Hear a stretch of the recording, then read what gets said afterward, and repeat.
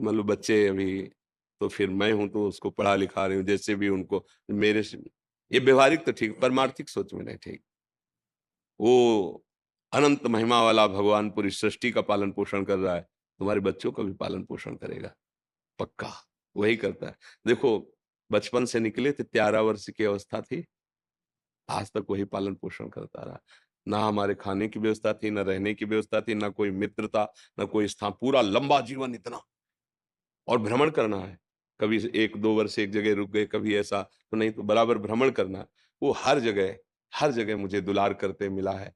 कभी जैसे लोग कोई जैसे उद्दंड, तो उपदेश अंदर से मिला, "ए सहो, ये सहने के लिए, तुम्हारे अहंकार का नाश करने के लिए मैंने भेजा इसको।" तो बस आपका भेजा हुआ हर विधान अमृत है प्रभु।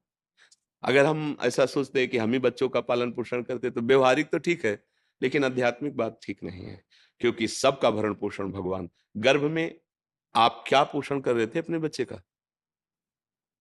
वही तो कर रहा था ना। गर्भ में आप क्या व्यवस्था कर रहे थे?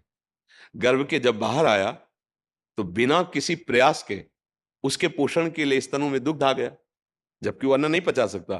तो कितना गरम, कितना मीठा, कितना उसको, वो पहले से व्यवस्थित है और वो पीकर हष्ट-पुष्ट होता है। तो विचार करो, जो गर्भ में पोषण किया, गर्भ के बाहर आने पर तो भोजन व्यवस्था कर दी ना। देखो, उसको पीना किसने सिखाया? सहज में वो पान कर ले। वो छोटा बच्चा, उसको सिखाना थोड़ी पड़ा है। वो बहुत सर्वज्ञ प्रभु है, जिस समय जैसी व्यवस्था चाहिए, विश्वास करो तुम्हारे ना होने पर भी तुम्हारे बच्चों की वैसे ही उन्नति, वैसे ही भरण-पोषण, जैसे तुम्हारे सामने हो, तुम्हारे सामने तुम निमित्त हो, जब तुम हट जाओगी, तो वो किसी रूप में आकर संभाल लेगा। वो पूरी सृष्टि को संभाल रहा है, और जो दुर्गति होनी तो तुम्हारे सामने हो जाएगी, तुम रोक नहीं पाओगी। जो सद्गति होनी, तो तुम चाहे उसके विरोध में खड़ी जाओ, फिर भी उसकी उन्नति हो जाएगी। हम कई बार ये दृष्टांत सुना चुके हैं। एक सोझा जी नाम के गृहस्थ थे, उनका चरित्र है बख्तमाल जी में। वो महाभागवत थे। उनका ब्याह हुआ, पत्नी हुई, एक संतान हुई। जब संतान हुई तो उनको, पत्नी को प्रसव पीड़ा में बहुत कष्ट होता है। उसका रोना चिल्लाना ये सब सुन करके जब प्रसव हो गया, बच्चा कुछ समय का हो गया, तो उनका जीवन में दोबारा मैं गर्भ धारण करने की चेष्टा नहीं करूँगा, क्योंकि बहुत कष्ट होता है। और अब मैं ऐसे संसार से विरक्त भाव में भजन करना चाहता हूँ। अब नहीं। पत्नी से प्रार्थना की कि तुम्हारा पाणी ग्रहण किया है, इसलिए तुमसे हम अनुमति माँगते हैं, या हमारे साथ चलो। अगर आप, तो घर में सब सुख सामग्री है, बच्चा है, आप पालन-पोषण करो, पर मैं विरक्त होकर आज से भगवान का भजन करूँगा।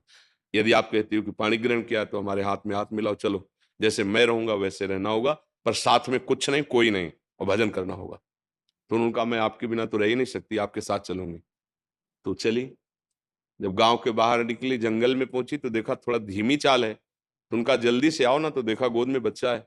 तो पहले उन्होंने उनका कहा था कि हमारे साथ अन्य कोई नहीं चलेगा, सिर्फ़ आपकी अनुमति है। आप बच्चा ले, तो बोले नवजात शिशु, इसको कहाँ छोड़ें, इसको कौन पालन-पोषण करेगा? तो उन्होंने कहा, सो सब जीव-जंतुओं का पालन-पोषण करता है, वही भगवान करेगा। या तो वापस हो जाओ, या बच्चा यहीं छोड़ दो। तो कैसे छोड़, उनका भगवान का भरोसा, छोड़ यहीं बच्चा या वापस जा। वो महाभागवत थे, पर पत्नी अपने पति को भगवान मानती थी। छोड़ दिया बच्चा वहाँ। 12 वर्ष तक भजन साधन, एकांत तीर्थों में भ्रमण। जब उन्होंने अपनी पत्नी की तरफ देखा, तो उसको एकांत में बार-बार क्या हुआ होगा मेरे बच्चे का? तो उनका, चलो, आज तुम्हारे अंदर जो बार-बार एक प्रश्न रहता है, उसका उत्तर दिला देते हैं। अपने गाँव में आए और बाहर बैठ गए। तो 12 वर्ष में दाढ़ी, बाल ऐसे तो कोई पहचान नहीं।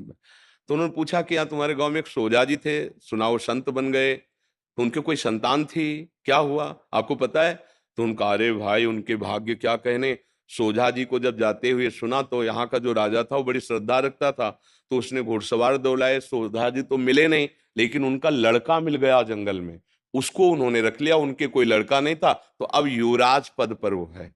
बोले, अच्छा, अच्छा, अच्छा, और वापस हो गए। पत्नी से कहा, देखा, घर में रहते तो हम गरीब किसान थे, लड़के को क्या बना पाते, लेकिन भगवान के हुए तो क्या बना, युवराज, और आगे चलकर वही राजा बनेगा। आप चिंता मत कर, चुपचाप भजन कर।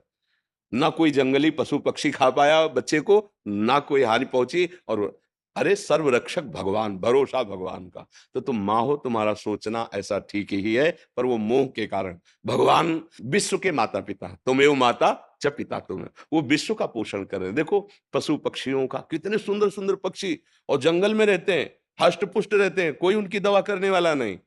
रहीमन बहु भेषज करत, ब्याज न छाणत साथ, खग मृग बसत अरोग, हरि अनाथ के नाथ। उनकी कौन दवा करता है, कौन भोजन, सब हष्ट पुष्ट स्वस्थ। भगवान पूरे विश्व का भरण पोषण करते हैं, आपकी संतान का भी भरण पोषण करेंगे। इस बात से डरो मत, भजन परायण रहो, जब तक श्वास है तब तक उनकी सेवा करते रहो। नहीं, तुम्हारी जहां तक सेवा संपूर्ण भगवान के चरणों में समर्पित कर दो। प्रभु अब आप देखना, हम तो आपके विधान के अनुसार जा रहे हैं, लेकिन ये जो सेवा है आप संभालना। भगवान